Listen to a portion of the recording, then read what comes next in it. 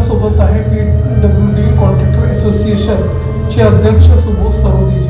सरवदेजी, आमच्या चॅनलमध्ये आपलं खूप स्वागत आहे. सर, आम्ही आपल्याकडनं जाणून घेऊ नेमकं उद्याचं जे आपलं एक आंदोलन आहे म्हटलं, कशा प्रकारचे तो आंदोलन काय आहे, त्याची रूपरेषा आहे आणि काय आपली मागणी आहे त्याबद्दल आपण सांगा. उद्याचं जे एक आम्ही नाव दिलेलं आहे, एक आगळं वेगळं भीक मागो आंदोलन, ते याच्यासाठी दिलेलं आहे की मागच्या 2 वर्षापासून सर्व विभागातील कंत्राटदारांना, शासकीय कंत्राटदारांना पेमेंट मिळत नाही आहे आणि जे काही पेमेंट येत आहे ते फक्त 4% 5% अशा प्रकारचे पेमेंट येत आहे. त्याच्यामुळे कॉन्ट्रॅक्टरवर आज म्हणजे शासनाकडे पैसे नाही आहे म्हणून शासनाला भीक मागून आम्ही जे काही पैसे जमा होतील ते शासनाला देणार आहे आणि 90,000 कोटीची थकबाकी शासनाकडे आहे. त्याच्यामुळे सर्व महाराष्ट्रातील पूर्ण कॉन्ट्रॅक्टर हे त्रस्त झालेले आहे. त्याच्यामुळे 26 तारखेला म्हणजे उद्या आम्ही पूर्ण विदर्भातील सर्व कॉन्ट्रॅक्टर्सना आमंत्रित केलेलं आहे RBI चौकात की त्यांनी सर्वांनी यायचे आणि शासनाला एक जाहीर निषेध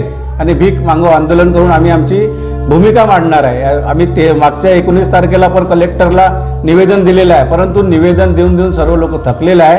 निवेदन देऊन काही होत नाही आहे आणि सरकार असं वाटत आहे की कॉन्ट्रॅक्टरची बाजू ऐकायला तयार नाही आहेत. दिवसेंदिवस नवीन प्रोजेक्ट आणत आहे, परंतु जे काही थकबाकी आहे ते द्यायची त्यांची मानसिकता नाही आहे. त्याच्यामुळे जनमानसात हा संदेश द्यायला पाहिजे म्हणून आम्ही उद्या एक भीक मागो आंदोलन करत आहे.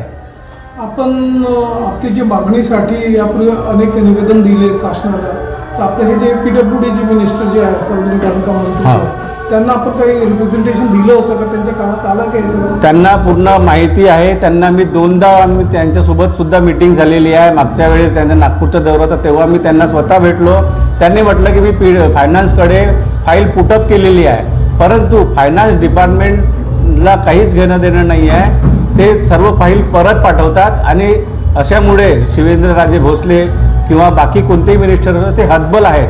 शासनाकडे पैसे नाही आहे, त्याच्यामुळे हे पैसे नाही आहे असं त्यांना हे मिळते किंवा आम्ही तुटपुंजी काहीतरी 4% 5% निधीची व्यवस्था केलेली आहे. आता कॉन्ट्रॅक्टरच्या रोज दिसत आहे तर अजितदादा 7,500 कोटीची घोषणा करून टाकतात, परंतु 90,000 कोटीची पेंडिंग असताना तुम्ही 7,500 कोटी म्हणजे 4 ते 5%च होत आहे. मग दिशाभूल करणे म्हणजे हेच कॉन्ट्रॅक्टरची तर छळच आहे, पण लोकांचीही दिशाभूल आहे की यांना आम्ही पैसे देत आहोत आणि हे लोक पुन्हा आंदोलन करत आहे. परंतु ते 4-5% कॉन्ट्रॅक्टरचं काहीच होत नाही. त्याला बँकेचे लोन आहे, त्याच्यावर मशिनरी लोनवर आहे, लेबरला पेमेंट द्यायचं, मटेरियलचं पेमेंट द्यायचं आहे, GSTचे पेमेंट करावं लागतं. या सर्व गोष्टी असल्यामुळे कॉन्ट्रॅक्टर समोरचे कामही करू शकत नाही. पेमेंट थकीत असल्यामुळे त्याचं टर्नओव्हर होत आहे, त्याचं सिव्हिल खराब होत आहे, पुढच्या वर्षी टेंडर घेण्यालायक राहणार नाही आहे. त्याच प्रकारे शासनाने जे सुशिक्षित बेरोजगार अभियंत्यांना कामं दिलेले आहे त्यांना जर 6-6 महिने 1-1 वर्ष जर पेमेंट मिळाले नाही तर तुम्ही ते ऑलरेडी बेरोजगार होते त्यांना अजून जास्त पैशाने त्यांना पुन्हा हे करून पुन्हा बेरोजगारीच्या याच्यावर आलेला आहे. आणि अशाच याच्यातून एक हर्षल पाटील म्हणून जो सांगलीचा मुलगा आहे त्याने भरपूर कामं घेतले, पण सरकारने जलजीवन मिशन योजना मध्येच बंद पाडली किंवा पैसे नाही आले, त्याच्यामुळे त्याच्यावर आत्महत्येची वेळ आलेली आहे. अशीच आत्महत्याची वेळ हे बाकी लोकांवर येईल असं जर सरकारला वाटत असेल तर त्यांचं काय त्याच्या मागचं धोरण आहे? आर्थिक धोरण काहीतरी नियोजन करून सरकारने कॉन्ट्रॅक्टरला पेमेंट दिले पाहिजे, हीच आमची मागणी आहे. उद्याचं आपलं जे भीक मागो आंदोलन जे आहे नेमकं कुठे होणार आहे आणि किती आपले जे पदाधिकारी आहेत त्यांचे आपल्याला सपोर्ट राहणार आहे, पाठिंबा राहणार त्याबद्दल सांगा. उद्या जे आंदोलन आहे पूर्ण आमचे विदर्भातील कमीत कमी 2 ते 3,000 कॉन्ट्रॅक्टर म्हणजे पूर्ण 12 जिल्ह्यातून, प्रत्येक जिल्ह्यातून कमीत कमी 150 ते 200 कॉन्ट्रॅक्टर आपापल्या जिल्ह्यातून येणार आहेत आणि सर्व लोक संविधान चौकमध्ये 11 वाजता सर्व लोक जमा होतील.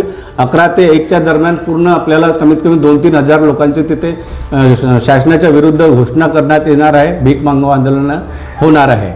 याच्यात महाराष्ट्र कंत्राटदार महासंघ, विदर्भ कंत्राटदार संघटना, builder association of India, federation of electrical contractor association, राज्य अभियंता संघटना, जल जीवन मिशनची संघटना, जिल्हा परिषद संघटना, सर्व संघटनांचा सहभाग होणार आहे. आणि तशाच प्रकारे प्रत्येक जिल्ह्यात ज्या विविध कॉन्ट्रॅक्टरच्या संघटना आहे त्या सर्व संघटनांचा आमचा पाठिंबा आहे. कमीत कमी मजूर सहकारी संस्था कमीत कमी प्रत्येक जिल्ह्यात 2-2, 3-3 संघटना, असं समजा की तुम्ही कमीत कमी 40 ते 50 संघटना याच्यात भाग घेणार आहेत.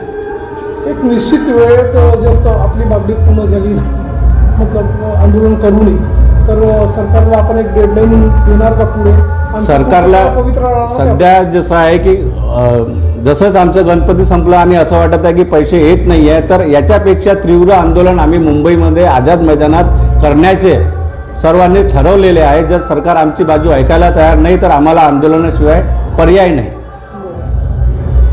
तर उद्याचे कार्यक्रम यशस्वी होण्यासाठी आपला काय एक जनमानसमध्ये काय एक मेसेज राहणार? जनमानसात मेसेज म्हणजे आहे की सरकार जे काही धूलथापा करत आहे, आमचं विकासाचं हे जे दाखवत आहे, आमचं हेच आहे की ज्यांनी केला विकास ते झाले भकास, राज्यकर्ते तुपाशी आणि कॉन्ट्रॅक्टर उपाशी, अशीच आमच्या घोषणा राहणार आहे.